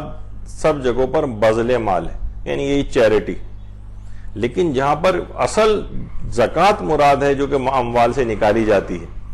اس کے لیے قرآن کے اندر صدقہ کا لفظ آیا ہے. یہ بڑا ایک دلچسپ ایک پہلو ہے کہ جہاں پر واجب صدقہ مراد لیا گیا ہے قرآن میں، وہاں اس کے لیے لفظ صدقہ ذکر ہوا ہے، اور جہاں زکوٰۃ کا لفظ آیا ہے وہاں اس سے بذل مال، یعنی مال کو افراد تک پہنچانا، چیریٹی کرنا، خیرات کرنا، اور بہت سارے چیزوں کے اندر زکوٰۃ کا لفظ آیا ہے. تو بہرحال یہ ایک آیت ہے. اسی طرح سے اس کے اندر بہت سے وعدے بھی کیے گئے. انسان ترجمہ کے ساتھ واقعی پڑھے کہ اللہ نے مومن مردوں اور مومن عورتوں سے ان بہشتوں کا وعدہ کیا ہے جن کے نیچے نہریں بہہ رہی ہوں گی، وہ ان میں ہمیشہ رہیں گے. نیز ان کے لیے ان ہمیشگی کی بہشتوں یعنی سدا بہار باغوں میں پاک و پاکیزہ مکانات ہوں گے، اور اللہ کی خوشنودی سب سے بڑی ہے، یہی ہے بہت بڑی کامیابی. ذالک هو الفوز العظیم. یعنی واقعی انسان مختصر سی اپنی زندگی کو دیکھے کہ کس قدر وہ فسق و فجور کے اندر مبتلا ہے. اگر وہ انہی کے اندر نیک کام، مختصر سی زندگی میں نیک کام کر لے تو اب دیکھے کہ ہمیشہ ہمیشہ کی باغات میں اور ہمیشہ ہمیشہ کی جنت میں پروردگار عالم کی اس کے اندر وہ رہے گا. اور کہا کہ اللہ کی خوشنودی ورضوان من اللہ اکبر، اللہ کی خوشنودی تو سب سے بڑی بات ہے، اور یہی سب سے بڑی کامیابی ہے، سب سے بڑی کامیابی. تو یہ مختصر زندگی سب گزار کر چلے جائیں گے یہاں سے. جو دنیا یہ دارالعمل ہے، اور آخرت کے یہاں سے کھیتی کو کاشت کرنا چاہیے، آخرت کے لیے کما کر لے جانا چاہیے. تو یہ اگر ترجمے کے ساتھ آیات پڑھیں تو رغبت ہوتی کہ پروردگار عالم نے اعمال صالحہ کے ذریعے کے نتیجے میں کس قدر بہترین جنت ہمارے لیے اہتمام کر کے رکھی ہوئی ہے. اچھا، اور پھر آیت 80 جو ہے اس میں وہ بھی اس لحاظ سے قابل غور ہے کہ اے رسول آپ ان کے لیے مغفرت طلب کریں اور خواہ نہ کریں. اگر بالفرض آپ ان کے لیے 70 بار بھی مغفرت طلب کریں تب بھی اللہ ان کو ہرگز نہیں بخشے گا. تو ایسا نہیں ہے کہ اس ہر صورت میں پیغمبر اکرم ان کے لیے استغفار کو طلب کرنا ہی چاہتے تھے، جب وہ تو چاہتے ہی کچھ نہیں تھے جب تک اللہ نہ چاہے. تو دیکھیے یہاں اگر جو بریکٹ میں بھی یہاں پر بالفرض لکھا ہوا ہے، کیونکہ محال چیزوں کو بھی کسی بات کو سمجھانے کے لیے فرض کیا جا سکتا ہے. ان کانوا فیہما آلہۃ الا اللہ لفسدتا، قرآن کی آیت ہے کہ اگر کائنات میں 2 خدا ہوتے تو فساد برپا ہو جاتا. اب جب 2 خدا ہو ہی نہیں سکتے تو پروردگار نے کہ محال چیز کو کیوں فرض کیا؟ تو اس حقیقت کو بتانے کے لیے فرض کیا کہ 2 اس طرح کے برابر کے قوتوں کے خدا ہوتے تو کائنات تباہ و برباد ہو جاتی. اس کی الگ ہے کہ تباہ کیسے ہو جاتی، وہ لوگ ہو سکتا ہے کہ کمپرومائز کر کے رہنے لگتے وغیرہ. اس پہ لوگ بہت سے آج کل افراد جو ہیں فیس بک پہ اس طرح سے شبہات اٹھاتے رہتے ہیں، لیکن یہ بھی ان کو اس کا موقع نہیں کہ اس کا جواب دیں. ہم یہ بات بیان کر رہے ہیں کہ اگر بالفرض آپ ان کے لیے 70 بار بھی طلب مغفرت کریں تو اللہ ان کو ہرگز نہیں بخشے گا. تو یہاں پر یہ محال چیز کو بھی فرض کیا جا سکتا ہے. یا جیسے کہ ایک آپ سنتے ہیں، اگرچہ وہ روایت ہمارے ہاں اتنی قابل اعتبار نہیں ہے لیکن بہرحال کتابوں کے اندر موجود ہے کہ اگر میری بیٹی فاطمہ بھی چوری کرتی تو میں اس کے بھی ہاتھ کو کاٹ دیتا. تو بہرحال یعنی اگر اس کو مان بھی لیا جائے کہ صحیح ہے تب بھی ایک محال چیز کو فرض کیا ہے. جب پروردگار عالم نے اپنی ہی توحید کو خطرے میں ڈالا اور کہا کہ اگر 2 خدا ہوتے، تو ایک ایسی محال چیز کسی بات کو اس بات کے لیے فرض کی جا سکتی ہے. خیر اس کی تفصیل الگ ہے. اور ہماری جو فسق و فجور کی زندگی چل رہی ہے اس کے متعلق بھی 82 آیت سے ہمیں سبق لینا چاہیے. فَلْيَضْحَكُوا قَلِيلًا وَلْيَبْكُوا كَثِيرًا جَزَاءً بِمَا كَانُوا يَكْسِبُونَ. اور ان برے کاموں کے بدلے میں جو لوگ انجام دیتے ہیں انہیں چاہیے کہ وہ ہنسیں کم روئیں زیادہ. واقعتاً ہماری جو زندگی گزر رہی ہے اتنی زیادہ فسق و فجور کے اندر، اپنے اعمال کو دیکھ کر یعنی ہمیں رونا زیادہ چاہیے بنسبت ہنسنے کے. اور کس قدر یہاں پر انسان اتنے اعمال بد انجام دے کر ایسا خوش و خرم ہمیں جو ہے وہ پھرتا ہوا نظر آتا ہے. تو اگر ہم واقعی قرآنی آیات کو تراجم کے ساتھ دیکھیں تو ہمیں نظر آئے گا کہ کس طرح سے مختلف انداز و طریقے سے پروردگار نے ان باتوں کی طرف متوجہ کیا. پھر ایک ہے کہ وَلَا تُصَلِّ عَلَىٰ أَحَدٍ مِّنْهُمْ مَاتَ أَبَدًا وَلَا تَقُمْ عَلَىٰ قَبْرِهِ إِنَّهُمْ كَفَرُوا بِاللَّهِ وَرَسُولِهِ وَمَاتُوا وَهُمْ فَاسِقُونَ. ان میں سے جو کوئی مر جائے تو اس کی آپ نماز جنازہ نہ پڑھیں، نہ ہی اس کی قبر پر کھڑے ہوں. بلا شبہ انہوں نے خدا اور رسول کے ساتھ کفر کیا اور وہ فسق اور نافرمانی کی حالت میں مرے۔ اچھا، اس میں بہت سے ایسے دشمنان اہل بیت بھی تھے، دیکھیے ایسے کہ اس سے بھی ہمیں اندازہ ہوتا ہے، مثلا اگر حضرت زہرا کسی کے سلام کا جواب نہ دیں تو ایک ہی صورت بنتی ہے کہ وہ ان کو مسلمان ہی نہیں شاید سمجھتی تھی۔ اسی طرح سے مثلا اسی آیت سے ہمارے بہت سے علماء نے حضرت ابو طالب علیہ السلام کا ایمان جو ہے وہ بھی ثابت کیا کہ پیغمبر اسلام ان کی قبر پہ بھی کھڑے ہوئے تھے، ان کے لیے دعائے خیر بھی وہاں پر کی تھی۔ یعنی اگر وہ اس حالت میں خدا نخواستہ کہ اگرچہ دیکھا جائے تو یہ بڑی جسارت محسوس ہوتی ہے کہ بار بار حضرت ابو طالب کے ایمان کو ثابت کیا جائے جو اتنا مومن کامل ہو، مومن قریش کے نام سے کتابیں بھی لکھی گئیں، تو اتنا بڑا مومن ہو اور اس کے ایمان کو ابھی تک ہم ثابت کر رہے ہوں۔ لیکن بہرحال جو چیزیں ہیں اس میں ایک ہے کہ پیغمبر کو جب حکم تھا کہ نہ وہ تو کسی کی، اس زمانے میں خیر نماز جنازہ کو حکم الگ سے آیا بھی نہیں تھا، لیکن نماز جنازہ کے بجائے ایک دعا پڑھی جاتی تھی، تو پیغمبر اکرم نے وہ دعا بھی آ کر پڑھی تھی، اور ان کی اسی طریقے سے حضرت فاطمہ بنت اسد اور ان کی قبر میں بھی پیغمبر اسلام اترے تھے۔ تو اگر ایسا ہوتا کہ پروردگار کی طرف سے بہت سی چیزوں کی ممانعت پیغمبر کے قلب پہ تو دفعتاً پورا قرآن پہلے ہی نازل ہو چکا تھا، اور اس کے بعد پھر بتدریج نازل ہوا ہے اگلے 23 سالوں میں۔ اس کی بھی ایک فلسفہ ہے خاص کہ پروردگار چاہتا تھا کہ وحی کے ذریعے ارتباط رسول اللہ سے باقی رہے، رسول اللہ کی بھی تسلی اس طور پہ ہوتی تھی۔ تو اگرچہ قرآن دفعتاً پیغمبر اکرم کے قلب پر پورے کا پورا نازل ہو چکا تھا۔ تو بہرحال یہ والی آیت حضرت ابو طالب کے ایمان پر بھی دلیل ہے، جو آیت نمبر 84 ہے۔ اچھا، پھر اس کے بعد اب اس کے اندر بھی دیکھیں، آیت نمبر 103 ہے سورہ توبہ کی، خذ من اموالہم صدقۃ تطہرہم وتزکیہم بہا وصلی علیہم، اے رسول ان لوگوں کے مال سے صدقہ لو۔ اچھا، یہاں بھی صدقے کا لفظ ہے جبکہ یہ زکوٰۃ کا حکم ہے، اور اس کے ذریعے انہیں پاکیزہ کرو اور برکت دے کر انہیں مزید بڑھاؤ، نیز ان کے لیے دعائیں خیر کریں، کیونکہ آپ کی دعا ان کے لیے تسکین کا باعث ہے، اور خدا بڑا سننے والا اور بڑا جاننے والا ہے۔ یعنی لوگوں کے اموال سے صدقہ لو۔ اچھا، یہ عام مستحب صدقہ مراد نہیں ہے، یہ وہی صدقہ ہے مال، یعنی صدقہ جو زکوٰۃ ہے وہ اس کی بات ہو رہی ہے۔ تو یہاں بھی دیکھیے لفظ صدقہ ہی آیا، اس کے لیے زکوٰۃ کا لفظ استعمال نہیں کیا۔ اور زکوٰۃ کے اندر واجب و مستحب تقریباً سبھی چیز، اس کا مفہوم بہت وسیع ہے زکوٰۃ کے لفظ کا، اس کے اندر عام چیریٹی بلکہ واجب و مستحب سب چیزیں اس کے اندر شامل ہو جاتی ہیں۔ لیکن جب سے صدقے کا لفظ آیا ہے یہاں پر واجب صدقہ مراد ہے، یعنی صدقہ زکوٰۃ۔ اچھا، ایک اور آیت ہے اس کے اندر ہے 105ویں آیت کے، اے رسول ان لوگوں سے کہہ دو کہ تم عمل کیے جاؤ، اللہ اس کا رسول اور مومنین تمہارے عمل کو دیکھیں گے کہ تم کیسے عمل کرتے ہو، اور پھر غائب اور حاضر کے جاننے والے خدا کی طرف تم لوٹائے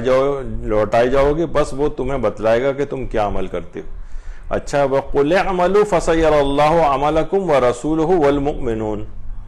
لوگوں سے کہہ دو کہ تم عمل کیے جاؤ، اللہ بھی تمہارے عمل کو دیکھے گا، اس کا رسول بھی دیکھے گا، اور مومنین بھی تمہارے عمل کو دیکھیں گے کہ تم کیسا عمل کرتے ہو۔ اس سے بھی بہت سے علماء نے اس کا وہ نکالا ہے کہ جیسے کہ آپ سب سنتے ہیں کہ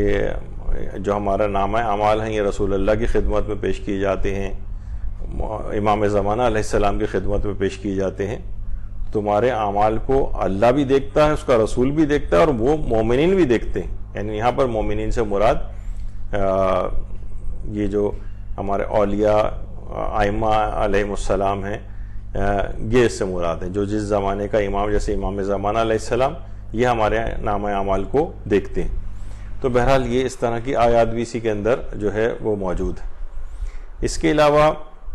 وہ جو بھی اس سے پہلے بات ہوئی تھی مسجد زرار والا واقعہ، وہ بھی اس کے اندر آیا ہے، لیکن اس کے بعد مسجد زرار کو ڈھانے کے بعد اس کے بعد پھر تذکرہ ہوا ہے کہ لا تقم فیہ ابدا لمسجد اسس علی التقوی من اول یوم احق ان تقوم فیہ،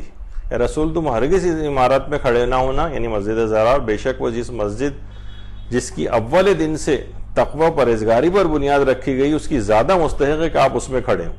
یعنی مسجد قباء اس سے مراد ہے، وہ علماء کہتے ہیں مسجد نبوی بھی اس سے مراد ہے۔ تو اور یہ مسجد قباء اس کے اطراف ہی کے اندر وہ مسجد زرار تھی جسے بعد میں گرا دیا گیا تھا.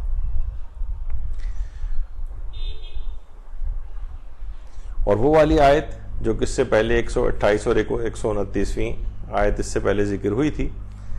کہ لَقَدْ جَاءَكُمْ رَسُولٌ مِّنْ أَنفُسِكُمْ عَزِيزٌ عَلَيْهِ مَا عَنِتُّمْ حَرِيصٌ عَلَيْكُمْ بِالْمُؤْمِنِينَ رَءُوفٌ رَحِيمٌ. اے لوگو، تمہارے پاس اللہ کا ایک ایسا رسول آ گیا ہے جو تم ہی میں سے ہے، جس پر تمہارا زحمت میں پڑنا بڑا شوق ہے، تمہاری بھلائی کا یہ بڑا حریص ہے، اور ایمان والوں کے ساتھ بڑی شفقت اور مہربانی کرنے والا. یعنی اس میں پیغمبر اسلام کس قدر، یعنی حریص کا یہ لفظ یہاں پر ظاہر ہے کہ ہر صفت جو ہوتی ہے اپنے موصوف پر جا کر معنی دیتی. یہاں پہ حریص برے معنوں کے اندر نہیں ہے، بلکہ لوگوں کی نجات کے سلسلے میں بڑا حریص ہے. یعنی ہر وقت زیادہ سے زیادہ کی خواہش رکھتا ہے کہ سارے لوگ کس طرح سے ٹھیک ہو جائیں اور احکامات خداوندی کو مانیں. پیغمبر اسلام کی کس قدر تعریف اس آیت کے اندر کی گئی. تو بہرحال پیغمبر اسلام جب بھی ایک جملہ ارشاد فرماتے تھے نا کہ میری نصیحتوں پر عمل کرو کیونکہ میں تمہاری بھلائی چاہتا ہوں. اور ایک جگہ پہ یہ بھی کہا کہ تم ان پروانوں کی طرح سے ہو کہ جو کہ آگ کی طرف جا کے جل رہے ہو، اور میں تمہیں، مفہوم ہے روایت کا کہ میں تمہیں اس سے بچا رہا ہوں. تو بہرحال یہ مختلف آیات کو اگر ترجموں کے ساتھ پڑھا جائے تو اس میں بہت سارے اس طرح کی چیزیں نظر آتی. تو یہاں پر ہم یہاں پر گفتگو کو اپنے روکتے ہیں. سورہ توبہ ورنہ تفصیلی بڑا طویل سورہ ہے، اس کو پورے ترجمے کے ساتھ اچھی طرح سے دیکھنا چاہیے، اس کے پیغامات پر غور کرنا چاہیے. یہاں پر ہم گفتگو اپنی روکتے ہیں انشاءاللہ. اس کے بعد اگلے سورہ کا انتخاب کر کے جو اس کے بعد ترتیب کے اعتبار سے ہوگا وہ ہم اگلی نشست کے اندر عرض کریں گے. وصلی اللہ علی محمد وآلہ الطیبین الطاہرین. اللہم صل علی محمد وآل محمد وعجل فرجہم.